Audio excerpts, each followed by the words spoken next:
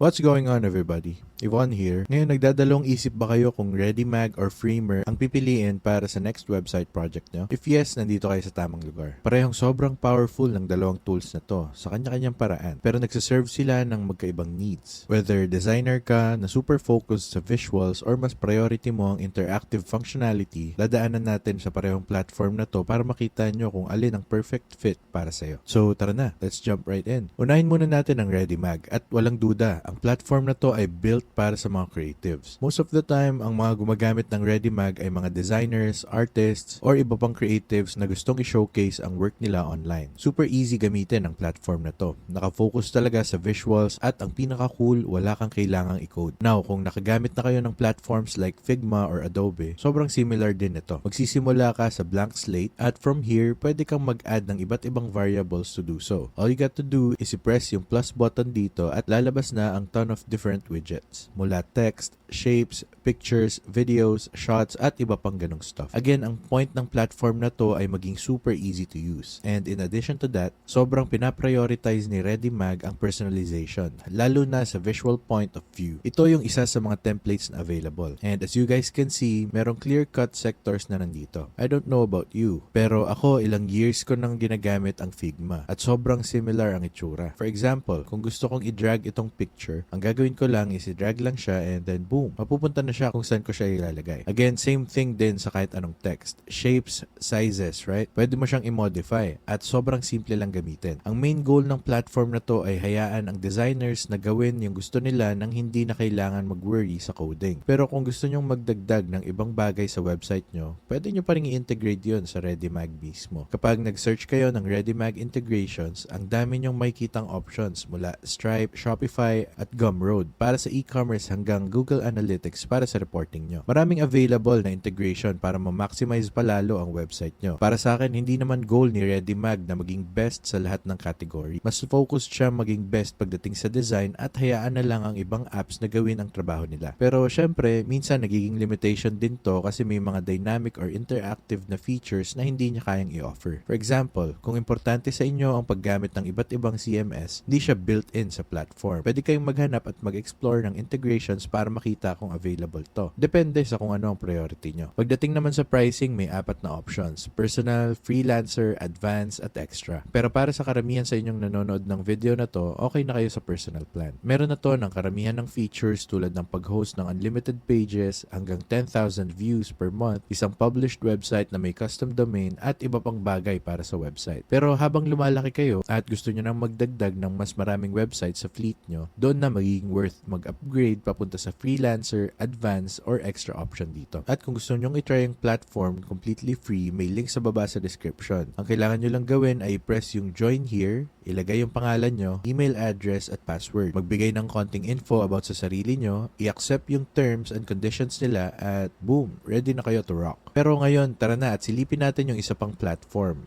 Framer, and tignan natin kung anong kaya nitong i-offer. Para sa akin, right off the bat, kung gusto nyo na ang content ng website nyo ay dynamic at hindi lang basta static, mas bagay sa inyo ang platform na to. Pagdating sa design, hands down, si ReadyMag ang panalo. Pero kung gusto nyong gawing mas fun at functioning ang website nyo, Framer ang mas magandang option para sa inyo. Maraming gumagamit ng Framer na galing sa startups to small to medium teams na hindi lang concerned sa itsura ng website, kundi pati na rin sa ibang bagay tulad ng functionality. Naalaw kayo ng platform na gumawa ng custom animations or mag-pull ng live data mula sa iba't ibang sources. So kung may technical background kayo, magiging best friend nyo talaga to. Kasi pwede nyo pa siyang i-customize gamit ang custom code. Pero don't worry, kasi no-code tool pa rin to. As you guys can see sa screen ko, nandyan pa rin yung mga basic na concerns natin. May page section, navigation menus, right? Lahat ng mga bagay na makakatulong sa layout ng website natin. And in addition to that, pwede ka rin mag-store ng iba't ibang bagay pagdating sa CMS sa website mo. Tulad ng blogs, for example. Mas pinapadali nito ang process kasi naka-integrate na siya mismo sa platform at lahat ng elements na meron sa platform. Media, forms, icons, or iba pang interactive features. Pwede mo siyang idagdag or i-drag and drop. Ang kailangan mo lang gawin ay piliin siya, i-drag papunta sa website nyo, and then boom, nandyan na siya. As you guys can see, mas robust talaga ang platform pagdating sa actual usage perspective. Maraming iba't ibang options at built-in na sa platform ang mga bagay tulad ng CMS structures na mas pinapadali ang pag-host ng lahat sa iisang lugar. At kung gusto nyo mag-explore ng iba't ibang templates, styles, or magdagdag ng sarili nyong code, pwede nyo rin gawin lahat yan dito mismo. Again, lahat super customizable. Ang kailangan mo lang gawin ay modify yung mga bagay dito sa right hand side at hindi nyo kailangan ng kahit anong code. However, kung marunong kayo, mas makakatulong pa yon para ma-customize pa lalo at makatulong mag-scale sa mas malaking level. At isa pang big thing na gusto kong i-note ay similar sa Figma, pwede nyong i-share tong website sa team nyo para sabay-sabay kayong makapagtrabaho dito. Sobrang useful nito para sa startups na gusto ng mabilisang galaw at experimentation. So kung may small team kayo, magiging sobrang solid na option to para sa inyo. At kung gusto nyong integrate yung website nyo sa ibang platform, kailangan nyo lang gawin ay pumunta dito sa plugin section at piliin kung anong gusto nyo. As you guys can see, hindi lang siya limited sa website relevant plugins. Meron ding mga bagay na outside sa website realm tulad ng Airtable, Notion at Google Sheets, which makes it nice kasi lahat ng systems pwedeng mag-connect at mag-usap sa bawat isa. Ang only drawback na masasabi ko ay medyo mas matagal siyang matutunan. Pero once na master nyo lahat ng features, sobrang awesome niya gamitin. At pagdating sa pricing, merong dalawang options para sa inyo. Merong personal accounts at business accounts. Sa personal side, merong tatlong options: mini, basic at isa pa.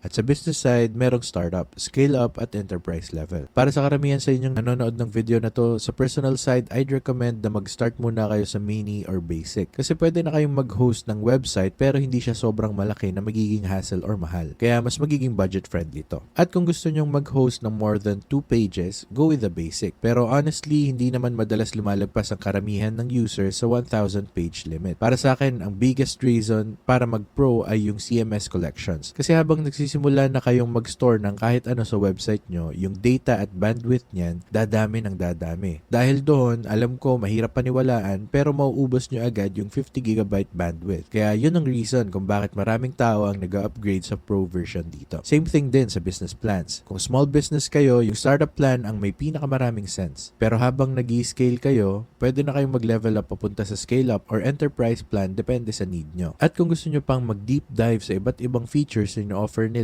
scroll down lang kayo kasi nakalista doon feature by feature kung ano yung differences sa bawat plan. At kung gusto nyong itry yung platform, kailangan nyo lang gawin is i-press yung start for free. Mag-continue lang tayo gamit ang email, i-type natin yung email na gusto natin gamitin, check nyo yung inbox nyo at boom, ready na kayong mag-roll. At ayan na folks, yun na yung biggest differences between ReadyMag at Framer platforms. Kung creative type kayo at gusto nyo lang maging portfolio ang website nyo at magmukhang maganda lang, I would go with ReadyMag any day. Pero kung nagtatayo kayo ng business at gusto nyo ng something na mas dynamic, mabilis at responsive, doon papasok ang Framer. Doon siya may sense gamitin. Para sa akin, parehong solid talaga yung platforms. Depende na lang talaga kung para sa nyo siya gagamitin. So, kung gusto nyo silang itry ng completely free, nasa baba sa description yung links nila. At remember folks, kung nakakuha kayo ng value mula sa video na to, please make sure to leave a like or mag-subscribe para sa mas marami pang videos na katulad nito. Kasi sobrang laking tulong nun para masupport yung channel. Till next time, peace!